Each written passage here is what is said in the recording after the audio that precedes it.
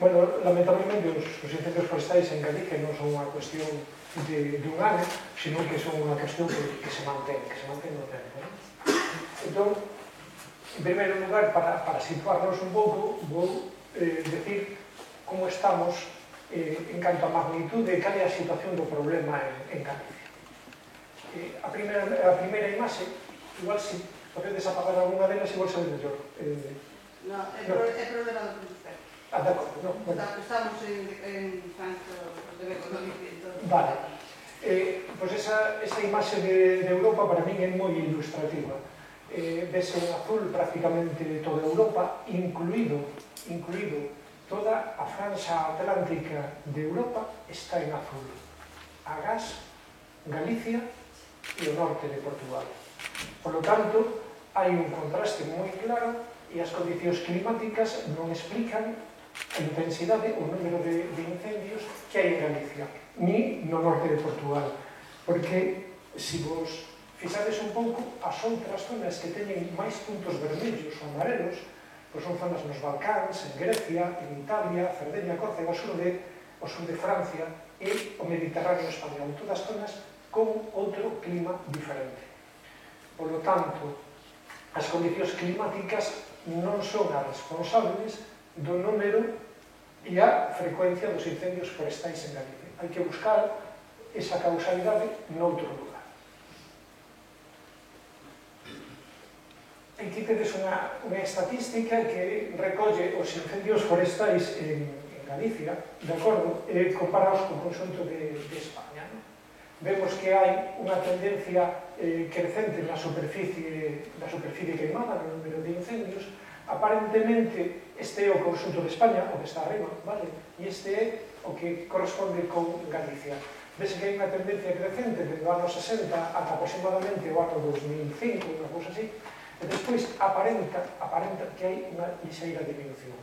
Se vos fixades, de novo, aquí tedes a gráfica, en azul o número de incendios, igual que arriba, en marrón a superficie de mato e en verde a superficie arborizada. Isto é a situación de Galicia, que tamén aumenta e logo aparentemente diminúe. Digo aparentemente porque ese é un artefacto estatístico. Houve un momento en que empezouse a chamar incendio forestal só aqueles que pasan dunha hectárea de superficie e que queiman arborelo. Se queiman menos de unha hectárea, ou ben son conatos ou ben son queimas, e así o sacamos das estatísticas. Tamén se un incendio como que houve na Gudiña antes de onte que ten 530 hectáreas, decimos que son dous, un de 490 e outro de 40, por exemplo, resulta que esa non é un gran incendio forestal e non entra nas estadísticas a nivel estatal, pero iso non é a realidade. E hai aquí unhas cifras que son perfectamente ilustrativas. Galicia ten aproximadamente un poquinho menos do 6% da superficie de España. 6%. Pero aquí prodúcense o 70% dos incendios de España. E queimase o 56% da superficie total que se queima en España. Temos o triste récord de que dos 100 concellos de España onde máis arde, 72 son galegos. Por tanto, temos un problema dunha magnitude considerable que se está perpetuando no tempo de momento. Bueno, decía Marisa que podía provocar un pouco. Esta é unha das imaxes que eu provoco e que poño para provocar. É o retorno maior da Catedral de Santiago. Moitas veces escoitase interesadamente, xeralmente por políticos, con cargo ou con outro, que en Galicia arde moito porque hai moita maleza ou porque hai moita biomasa. Entón, ese é o problema e ese é o motivo polo que arde. Bueno, o retablo maior da Catedral de Santiago está feita de madeira, hai uns cuantos séculos, é unha madeira moi seca, se alguén lle pega lume, arde. Pero a ninguén se lle ocurre chamarlle combustible, igual que lle chaman a biomasa ou a maleza, chamarlle que hai moito combustible. Eso é combustible. Pero calquera persoa con dos dedos de frente dase conta de que é unha obra de arte, non? Mais alá de que poda arder. E esta é a Sala América da Biblioteca da Universidade de Santiago de Compostela. Hai un montón de libros vellos, desos que a algúns lles gusta queimar de vez en cando non é co que lles gusta, e, de novo, moita madeira seca, papel e madeira. se se achega un isto, arde de seguida. Pero a ninguén se lle ocorre chamarlle combustible. Todo o mundo decátase de que hai libros de bo interese cultural e a propia biblioteca. Entón, a miña pregunta é, si nin o retablo nin a biblioteca se lle chama combustible, por que se lle chama combustible, por exemplo, o castiñeiro de Manzaneda que colle debaixo da súa copa para abrazalo 30 persoas e que levaba ali 500 anos ou máis antes de que se descubrira América probablemente, que dá orixe a esa biblioteca América. O problema non é que haxa vegetación e non é combustible, porque ademais é madeira verde e madeira viva. Entón, esa é unha das cousas que me gusta chamar a atención. Pero non sirve só con chamar a atención, sino que hai que intentar buscar un poquinho cal pode ser a causa do problema. Temos a dereita, vais a manter en varias imaxes consecutivas. Temos a dereita, perdón, non sei onde non era, un mapa de Galicia no que se reflite a superficie queimada e o número de incendios. Canto máis vermello, canto máis escuro, maior número de incendios. Vemos que están sobre todo na metade sur, moi especialmente na provincia de Ourense e nas serras que limitan entre Ourense e Pontevedra.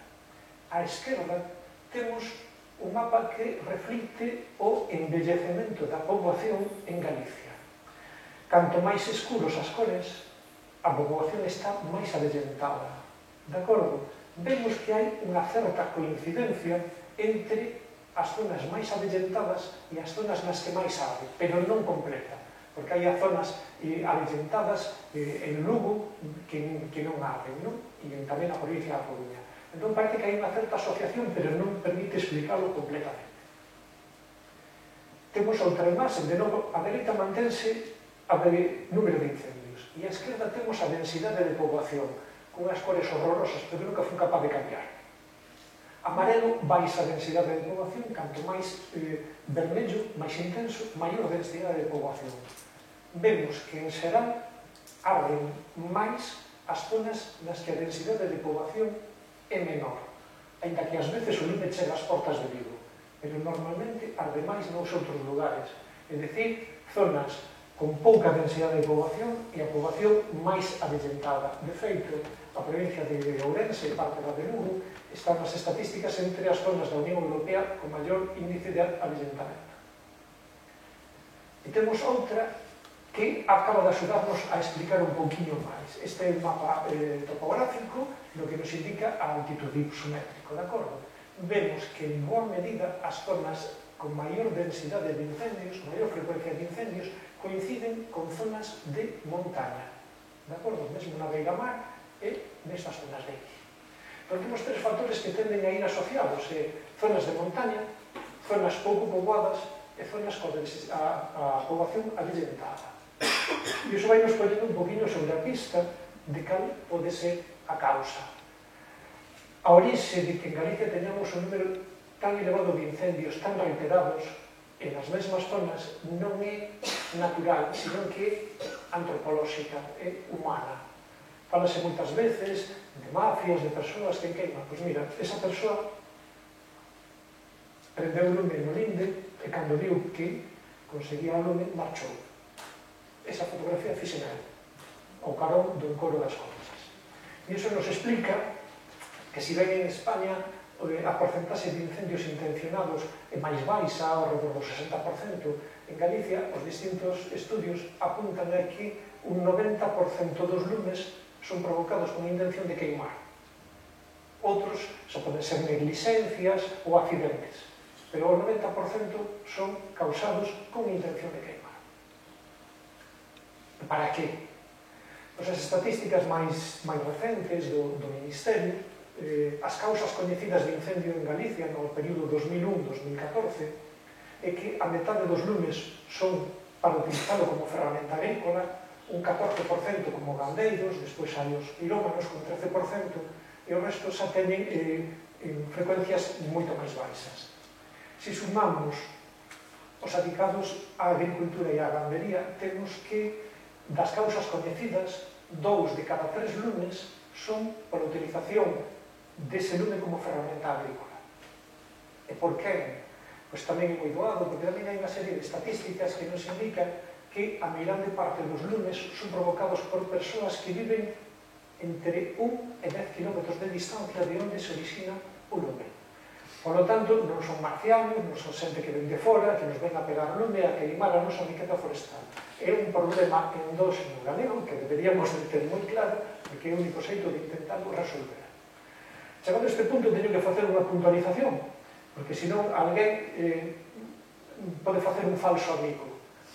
Que o 90% dos lumes en Galicia sexan intencionados, por suposto, non quere decir que o 90% dos galegos que non os monten.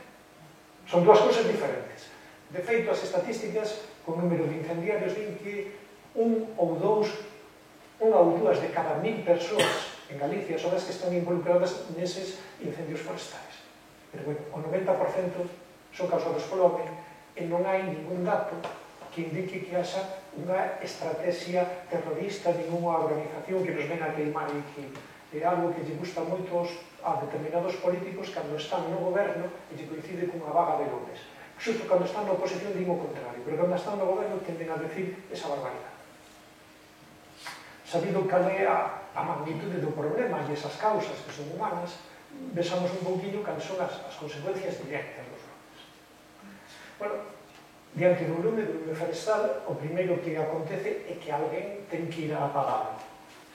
O caso é que a extinción de incendios forestais é unha actividade de risco. É unha actividade perigosa para quen o extingue e tamén para as persoas que están na contorna. Entón, anualmente en España morren en promedio 2 víctimas civis e 6 víctimas entre os dispositivos de extinción de incendios. Hai anos mellores e hai anos peores, pero en promedio 2 víctimas civis e 6 víctimas entre os dispositivos de extinción de incendios. A primeira consecuencia é que hai persoas que morren directamente polo lume. Tamén hai unha cuestión que hai que ter en conta para ver ese risco, porque moita xente di, bueno, que todo arde igual, hai outros que din que os eucaliptos prácticamente arden por combustión espontánea, a verdade non é ninguna cousa nem outra. De acordo coa fotografía de combustibles forestais que elaboraron en Lourizán, vou dar un momentinho para atrás, para que vexades esa imaxe, vemos, bueno, aquí están os carballos, porque está aí outra menta demasiado rápido, aquí están os carballos, aquí están os eucaliptos, os piñeiros silvestres, os piñeiros rabiata e os pinos pinastres. Entón, esa é nun escenario intermedio con unha pendente do 20% e unha velocidade do vento de 30 km/h, porque teñen distintos escenarios. Para facer esa gráfica, collen o nivel intermedio, dependente de velocidade do vento. Nos outros casos sería semellante, pero máis elevado. A proporción sería a mesma. A velocidade de propagación do lume é maior, máxima, nos piñeirais, seguida dos eucaliptais, e os que menos arden son as carballeiras, os bosques de castiñeiros e, en xeral, os caducifolios autóctonos. Dito isto, compre salientar unha cousa, e é que nas carballeiras non só o lume se propaga máis despacio, sino que hai moitísimas máis probabilidades de que se poda extinguir directamente, é dicir, un ataque directo contra o lume, ben sexa con medios mecánicos ou medios humanos. Sin embargo, nos eucaliptais e nos piñeirais, normalmente hai que atacar o lume desde longe, porque a intensidade é tan alta que non se poden achegar.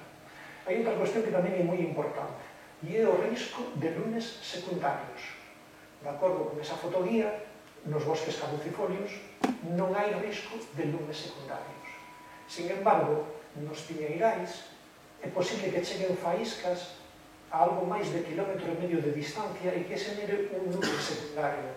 E no caso dos eucaliptais, podese chegar a xenerar lumes secundarios incluso a 3 km de distancia. Por lo tanto, o lume propágase máis rápido, é máis difícil de extinguir e é máis doado que se xeneren lumes secundarios. Por lo tanto, neses escenarios, os eucaliptais e os piñeirais son os máis difíciles de extinguir. E agora hai unha cousa, de novo, moi importante, porque hai un factor que nos intentamos chamar a atención de que de momento ninguén nos fai caso. E aquí, de novo, temos o mapa coa densidade de poboación de Galicia.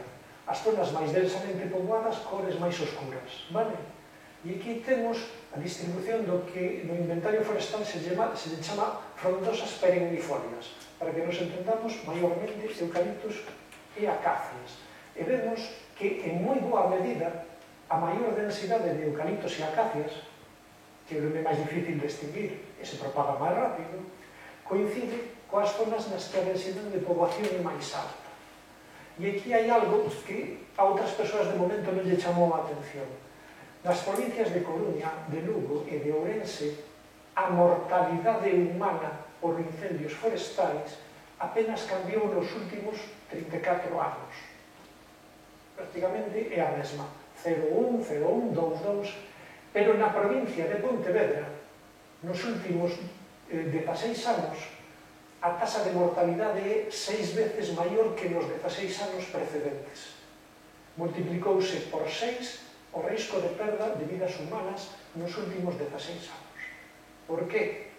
Probablemente é unha mestura do feito de que ti vai facendo. Entón, o urbanismo descontrolado en zonas forestais e a eucaliptización descontrolada cerca de núcleos habitados. Probablemente iso explique por que en Pontevedra aumenta a mortalidade humana e no resto de Galicia non. Bueno, esta foto non é miña e é a única que poño aquí que non ten que ver directamente cos incendios forestais. Ese é o fume negro do mar Egeo cando petou e estoupou diante da cidade da Coruña. Daquela, o seu alcalde, agora tenes por aquí un parecido, o alcalde saiu nos medios de comunicación dicindo tranquilos, ese fume non é tóxico. Home, simplemente mirando para ele o sentido común di outra cousa, non? Pero bueno, ele afirmaba que ese lume non era tóxico, que podían estar tranquilos os coruñeses. Esta é unha foto dun incendio real que fixen eu en Santiago, dese aquí un hidroavión, un incendio forestal, e dese tamén un fume máis ou menos igual de negro. Mentía ou decía a verdade Paco Álvaro? Paco Vázquez, pois mentira. Durante os incendios non controlados, esa dun petroleiro ou esa dun bosque, os incendios non controlados generalmente producen unha elevada cantidade de compostos parcialmente queimados. Eses compostos parcialmente queimados con frecuencia son moi tóxicos. Sesa dende o monóxido de carbono ata o benzopireno, con todos os hidrocarburos aromáticos policíclicos polo medio.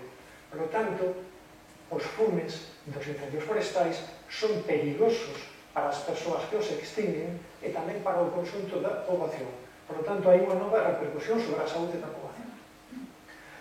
E logo atopámonos, con esa estupidez manifiesta de queimar o monte e generar 15 millóns de toneladas de dióxido de carbono que contribúen ao cambio climático, que acelerará ou agravará as secas e acelerará ou agravará o risco de incendio forestal, co cal aumentaremos máis emisións, e unha desas emisións completamente absurdas que non sirven para nada e que están a causar un importante dano. Estas consecuencias, unha vez que se despesa o fume, normalmente o que se ve é unha paisaxe parecida a esta. O lume normalmente é moi heteroxéneo. Nuns sitios pasa máis rápido, noutros máis despacio, uns queima e outros non. Entón tedes aquí zonas de mato e de arboredo completamente calcinados, hai outros que están simplemente chamuscados, e mesmo nas zonas de valgada é frecuente atopar arborado ou mato aínda verde. De acordo? O lume é moi heteroxéneo. Pola pendente, por como soplaba o vento, pola vegetación que había, é moi frecuente atoparse unha paisaxe deste tipo. E iso é moi importante, porque condiciona o último que imos falar despois, de que é o que se pode facer.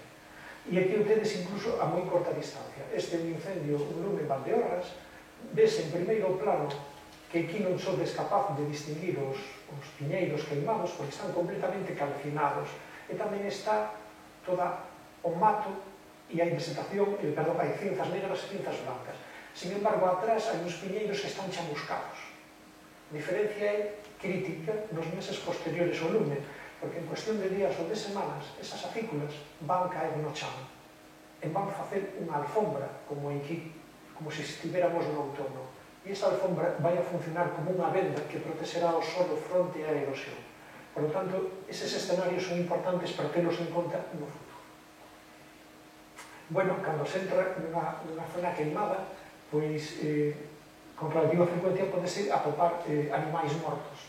En xeral, morren todos os animais agás, os mamíferos de maior talla e as aves, porque poden fuxir voando, de acordo? Pero podes atopar desde un panal de abellas silvestres a un escáncer ibérico, que é unha especie catalogada en perigo en Galicia e que morreu nun incendio en Portuguelo. E despois hai un problema colateral, e que cando hai unhas zonas queimadas, os animais que son capaces de sobrevivir normalmente intentan refuxiarse nas zonas non queimadas que están a carón, pero normalmente a xunta non se decata ou non se quere decatar deso e se pode abrir a tempada de caza nas zonas de ao lado que non están queimadas xusto onde está refuxiada boa parte da fauna. É outro dos problemas que se canesa. Bueno, ata hai 2 anos normalmente tiña que ilustrar isto poñendo unhas fotos que non eran de Galicia, que era dunha enciclopedia en Estados Unidos. Debido ao choque térmico que provocan as lapas directamente sobre as rochas, é relativamente sinxelo que esas rochas podan estalar e descascarillarse. Normalmente a xente di, bueno, tal é unha pedra, non me preocupa moito. O problema é que, cando a pedra é un petroglifo de varios milleiros de anos de antigüedade e un patrimonio histórico-artístico, como eses que se ganaron en Pazos de Borbén, en outras ocasións, ardeu un castro en Coaledro ou noutras zonas. Hai un dano directo ao patrimonio histórico-artístico que moitas veces é irreparable. Esas eran as consecuencias directas, pero tamén os lumes provocan unha serie de consecuencias indirectas que non por ser indirectas son menos importantes. Esta é unha que estivo de actualidade recentemente. A extinción de incendios forestais consume cantidades enormes de cartos. Nos últimos anos, Galicia está gastando alrededor de 160-170 millóns de euros en extinción. E todos sabemos que, lamentablemente, cando se moven moitos cartos, sempre hai alguén que lle gusta que se lle quede pegado na mano. E hai tráfico de influencias e de favores, non? Entón, hai unha serie de reportaxes que indican que hai determinadas empresas sistemáticamente favorecidas coa adxudicación das contratas de medios aéreos, sobre todo que son os máis custosos. Vale? En España e tamén en Portugal. Hai unha cosa que moitas veces tampouco lle presta atención a xente, e eses son os datos que nós temos de primeira man, porque é un incendio que nós estudiamos. Un incendio que houve en Gaza no ano 2010, que queimou 1.700 hectáreas, e que voltamos ali 4 anos despois e analizamos os 5 primeiros centímetros de solo. 5, vale? Comparando a zona queimada coa zona sen queimar, eses 5 primeiros centímetros de solo perderan un 60% da súa capacidade de almacenar auga. Por lo tanto, esa zona queimada, cando veñen as chuvias no inverno, non van a poder funcionar como esponsa, almacenar esa auga. Consecuencia, haberá unha escorrentía máis rápida, crecidas, asolagamentos e danos augas abaixo. E como está queimada e non pudo reter esa humedade durante o outono e inverno, cando deixa de chover, non terá tanta auga para liberar. E de canto estamos a falar? Pois naquelas 1.700 hectáreas, esa perda de capacidade de almacenar auga daría de abondo para abastecer o consumo humano de 6.300 persoas durante un ano. Multiplicade eso por toda a superficie de Galicia e pensad en todas esas zonas, Vigo incluído, que de vez en cando teñen problemas de suministro de auga no verano. E, ademais, posto que o solo é capaz de reter menos auga, seca máis rápido, co cal o risco de incendio no futuro aumenta, co cal volve a diminuir a capacidade de almacenar auga e entramos nunha espiral extraordinariamente perigosa. E cando chove, pois normalmente, se ven, esta fotografía está feita unha semana despois do incendio, ven unha treboada e levou non só a cinza, sino que moveu tamén as areas. E onde van parar esas cinzas e ese solo erosionado? Pois nalgúnas ocasións para na primeira leira que ten menos pendente e aí se deposita. Noutras ocasións pode chegar a infraestructuras como nestas gallas, de acordo, e provocar danos nelas. Outros chega aos ríos, vense así aos encoros ou ás praias. Esta é a praia de Caldebarcos Carnota, despois do incendio do Monte Pindo. Parece que hai pouca superficie negra, comparado co blanco da praia, pero, bueno, nesta foto non se ve moi ben, pero aquí fixen un pequeno corte. E se vos lembrades de que cando foi a Marea Negra do Prestige, decían que según día e viña a marea, facíase como 1000 follas de area, fuel, area, fuel. Pois aí había 1000 follas de area cinsas, area cinsas. E preocupanos. Deberíamos. Este é un estudio que estaba a facer unha xente da Universidade de Santiago, José Domínguez e María Vidal, na que estaba a avaliar os impactos da Marea Negra do Prestige sobre a píllara das dunas, non me saía o nome, saía o nome científico, sobre a píllara das dunas, que é unha especie vulnerable en Galicia. Entón recogían os ovos que non eclosionaban e já estaban a mirar os niveis de hidrocarburos policíclicos aromáticos. Esos que vos decía eu, froito da combustión incompleta. E estaban a mirar a Marea Negra do Prestige foi no 2002, pero estiven desde o ano 2004, 5, 6, e parecía que iba diminuindo o índice deses hidrocarburos nos ovos da píllara das dunas.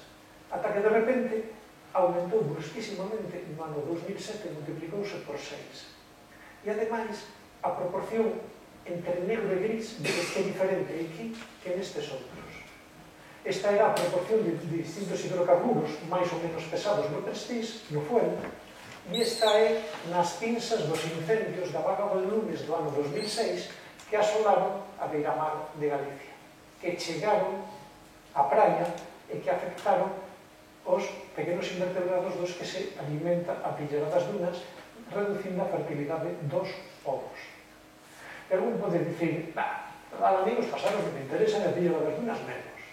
Pero se che pregunto se comes navallas, berberechos, ameixas, que están exactamente na mesma área onde está a comer a píllara das dunas, igual se empeza a preocupar un poquinho máis.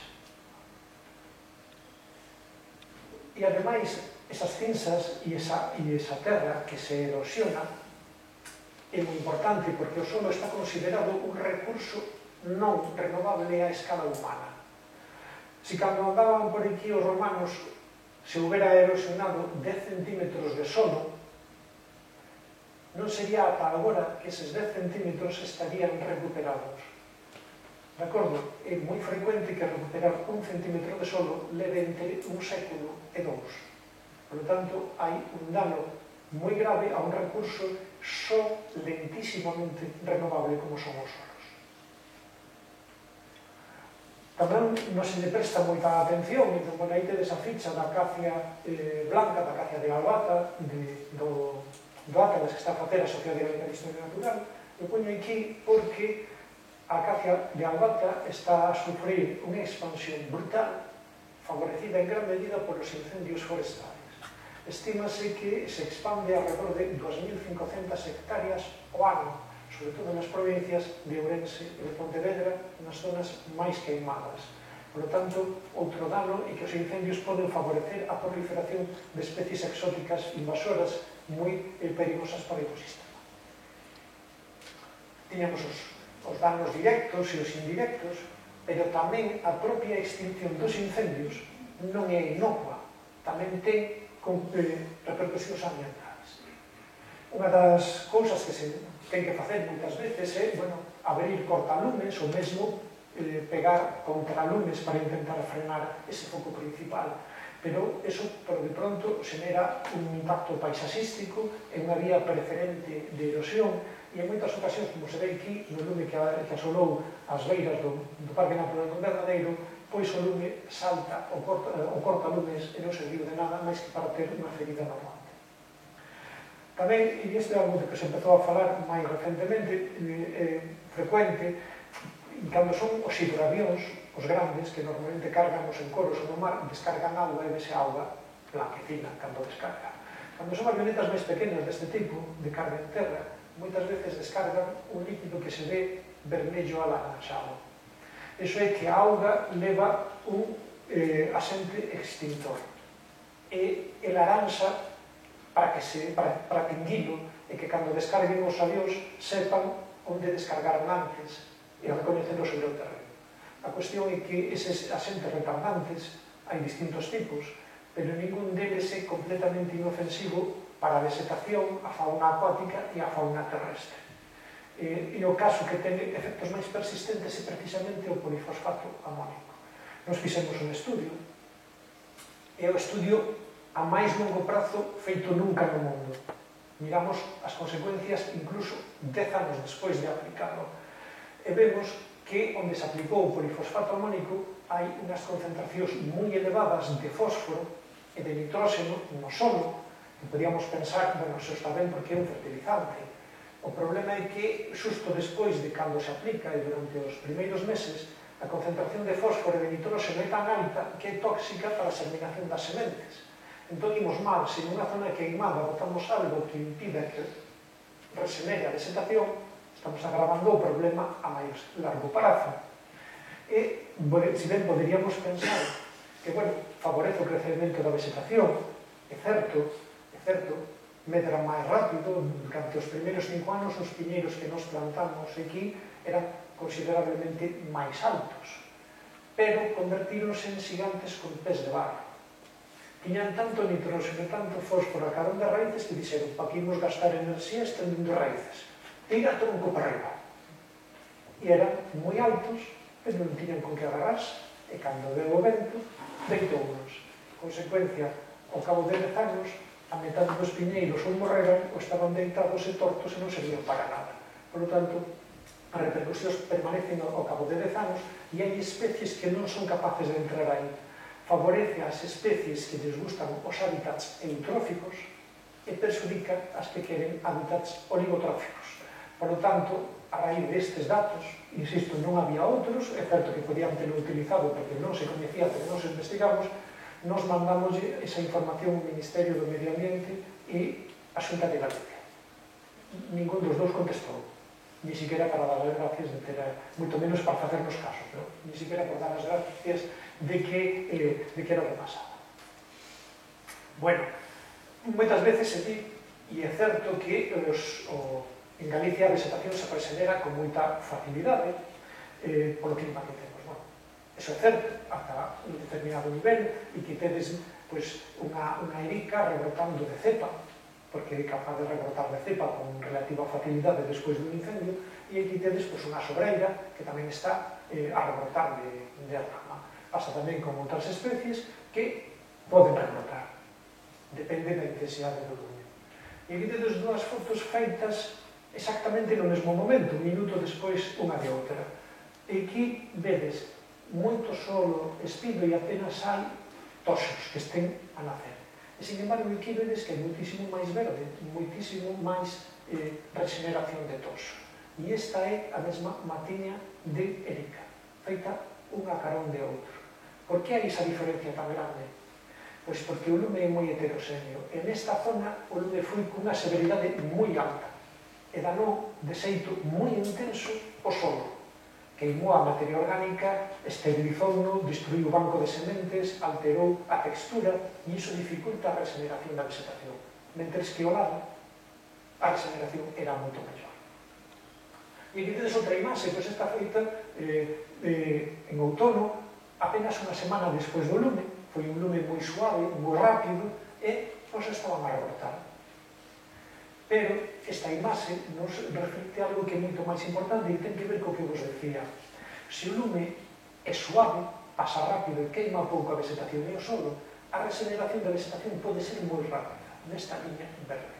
De tal xeito que, ao cabo de medio ano, pode andar entre o 50 e o 60% de cobertura do solo. E escoxe esa cifra porque se sabe que cando máis da metade do solo está protegido, a erosión disminuye drásticamente. Sin embargo, cando o lume é de moi alta severidade, vedes que nin siquiera un ano despois é casi capaz de ter esa cobertura. Por lo tanto, os danos e o risco de erosión mantense máis tempo. É un factor moi importante a ter en conta, a severidade do lume. Remaria todo, aparte de resinarse a vegetación, pois, bueno, tamén empezan a chegar animais, e que tedes un opinión sobre unha erica grande queimada, mesmo moi pouco despois do lume. Pero iso depende tamén da superficie queimada.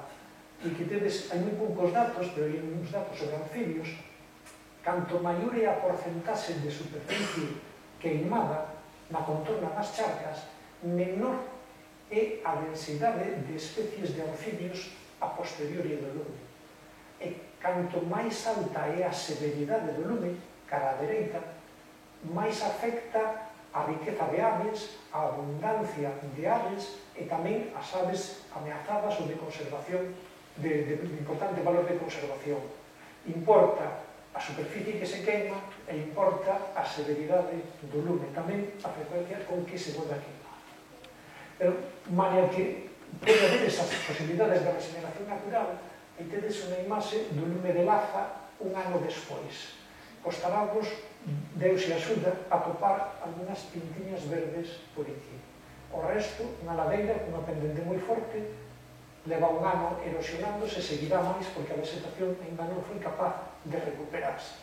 E entón, nesas zonas na que o lume foi moi severo, ou que por condicións climáticas ou calquera outra a regeneración vai a ser máis lenta, ou hai algúns valores especiais, pois hai que intentar intervir despois do lume para mitigar eses danos pos-incendio que poden ser máis graves aínda que os que aconteceron por lume. Bueno, pois iso, que podemos facer despois do lume? Isto é unha temática que foi abordada en Estados Unidos pois dende os anos 70, 80 e tamén máis recentemente en Galicia se fixo ou fixemos tamén coa colaboración da Universidade de Vigo pois unha pequena obra recapitulando cales son as medidas que se poden facer para actuar. O primeiro de todo, despois do lume hai que ir ao lume e hai que mirar, hai que avaliar que tipo de lume foi, de copa, de solo, de subsolo, onde está, cal é a pendente, cal é a extensión, cal é o tipo de solo que ali hai. Hai risco para persoas como este lume na contorna de Chandebrito, no Castro, que había risco de que esas pedras, despois do lume, se fora a ladeira abaixo contra as calzas, non? Entón, hai que determinar onde hai que actuar, cando e como. Non é entrar nunha zona queimada e empezar a actuar, porque en algunhas delas, simplemente agardando é cuestión de semanas que se recupere, en outras é cuestión de anos. Hai que avaliar como está a zona queimada, vale? E para caracterizar a zona queimada e o lume, como vos decía, que tipo de lume había, que vegetación se queimou, en que época do ano foi, porque tamén afecta. Tamén se entregaron ou non agentes extintores, retardantes químicos ou contralumes. E esa caracterización ten que facer un equipo multidisciplinar. Ten que haber xentes especialistas en solos, pero tamén en vegetación, en fauna, hidrólogos pola dinámica hidrolóxica, de acordo? Xeólogos, tamén arqueólogos, porque pode haber patrimonio natural. E hai que avaliar esas condicións, a altitude, a pendente, que orientación, non é o mesmo solana que umbría, que tipo de solo, se é unha zona que se queimou por primeira vez ou se está a queimar todos os tempos, e tamén cales son os riscos de zonas asolagables augas abaixo, isto de C, despois dos lumes do ano 2006. Como foron moi espabilados urbanísticamente aquí, 3 regatos que desembocan de corto recorrido, que desembocaban ali, dixeron, pois metémoslo por debaixo das beiras rúas. E despois se asolaba. En fin. E hai que mirar o que vos decía, a severidade do lume. Sobre todo a severidade do lume no sol. E aí tedes 3 imaxes, de acordo? Unha severidade moi baixa na que ainda se detecta a estrutura do material vegetal queimado, outro que está moi degradado xa, e neste que é prácticamente parece unha lareira. A intensidade foi tremenda, a cinza é moi blanca e a severidade foi moi forte. As posibilidades de recuperación diminuen. E despois o que hai que intentar é planificar esas actuacións para intentar proteger os valores que haxa augas abaixo, tanto no sitio que se queimou como os que haxa augas abaixo que se podan ver perxudicados. Insisto, económicos, humanos, abastecemento de auga, culturais, ambientais, de acordo? E hai que intentar favorecer a regeneración da vegetación, a regeneración natural, e intentar estabilizar o solo, e favorecer que se poda tamén establecer non só a vegetación, sino a fauna. De intervencións en ladeiras queimadas, pois hai diversos tipos. Algúns deles pode comenzar desde sementeira de especies herbáceas autóctonas, que non metas sementes de especies alóctonas invasoras, ou facer faginadas nas ladeiras, barreiras con pacas de palla, ou colectores de sedimentos para evitar proteger, por exemplo, esa zona húmida de aí. De acordo? Son estrategias de protección de ladeiras. Hai outra, que posiblemente a que máis se ten falado, que é o alfombrado ou mulching, un dos que nós temos ensaiado, que se pode aplicar a man, con maquinaria en terra ou incluso con helicópteros, non? Entón, xa se chaman helimulching e mola moito máis porque cando saen as noticias na televisión parece que é máis importante. Decimos helimulching para que estamos a facer algo moi así. Tamén en casos moi especiais, porque é moi custoso, pódese proteger con unhas esterillas de esparto. E normalmente se aplican para proteger xacementos arqueolóxicos ou cosas deste tipo de pequena superficie. E mesmo se pode aplicar aditivos químicos que permiten aglomerar o solo, de acordo, recuperar un poquinho a estructura e dificultar a erosión. O problema deses aditivos químicos é que ningún é inocuo. Tamén ten efectos ambientais. E máis alá das ladeiras tamén se pode intervir nas canles fluviais. Perdón. Bueno, eso é. Nas canles fluviais, con barreiras máis grosas para frenar as avalanchas de madeiras ou de pedras, con pacas de palla para reter sedimentos máis finos, mesmo en algúns casos deitan árboles contra o cauce, ou se fan cubetas de sedimentación onde recoller as avenidas, como os tanques de descarga nos sistemas de pluviais das cidades. Pois é un tanque de descarga, basicamente. Nós o que temos máis experiencia é traballar precisamente co tema do alfombrado con palla. Eu teño que recoñecer que en principio era un pouco escéptico, dicía, bueno, esa palla, tanto de mover o vento leva. Pero non. Sobre todo se de fibra longa, e se se humedece un pouquinho, entrelázase unha con outra e queda pegada ao solo. Esta experiencia fixose en un monte da Estrada que caeron 3.000 litros de auga por metro cuadrado en 13 meses. E a palla resistiu e conseguiu reducir moito a erosión que medimos recollendo sedimentos nestes colectores. Por tanto, sabemos que sí que é eficaz. A dosis non é moi alta, entre 200 gramos e un cuarto kilo por metro cuadrado. Eso moito non parece, non? E é moi eficaz. Reduce moito a cantidade de sedimentos que se perden e, por tanto, reduce moitísimo a cantidade de nutrientes, se son macronutrientes como calcio ou micronutrientes como manganeso. Reduce moitísimo a taxa de pérdida de nutrientes e, por tanto, reduce a pérdida de fertilidade do solo. De acordo? Como vos decía, a palla pode reducir en máis dun 90% a taxa de erosión. En principio pode nos parecer pouco, 200 gramos, un cuarto kilo por metro cuadrado. Se pensamos nunha hectárea, xa estamos a falar entre 2 e 2 toneladas e media. E se falamos nos incendios do ano 2017, precisaríamos 2.900 camións de 30 toneladas para cubrir todo eso. Por lo tanto, temos a estrategia e sabemos o que habería que facer, pero eso só se pode facer onde sexa realmente necesario intervir, porque non podemos intervir en todos os sitios, minda que tivéramos os cartos para facelo, porque ademais estaríamos competindo coa alimentación do gado. Entón, sí, a pequena escala, e sería a solución cando consigamos que os incendios forestais en Galicia teñan unha recurrencia, un número e unha superficie que se empece a chegar a os que debería de existir de xeito natural. Daquela, o alfombrado con palla seguirá facendo o seu servicio. Pero o que nos di esa sinal de stop queimado por o lume e é, recollo para rematar unha frase dita hai 34 anos. A sorprendente pasividade coa que a sociedade galega contempla este fenómeno tan só pode deberse á ignorancia do que realmente está a suceder e das súas consecuencias previsibles. Bueno, vos xa sabedes as consecuencias, entón haberá que axudar a divulgarlo para que todo o mundo saiba. Moitas gracias.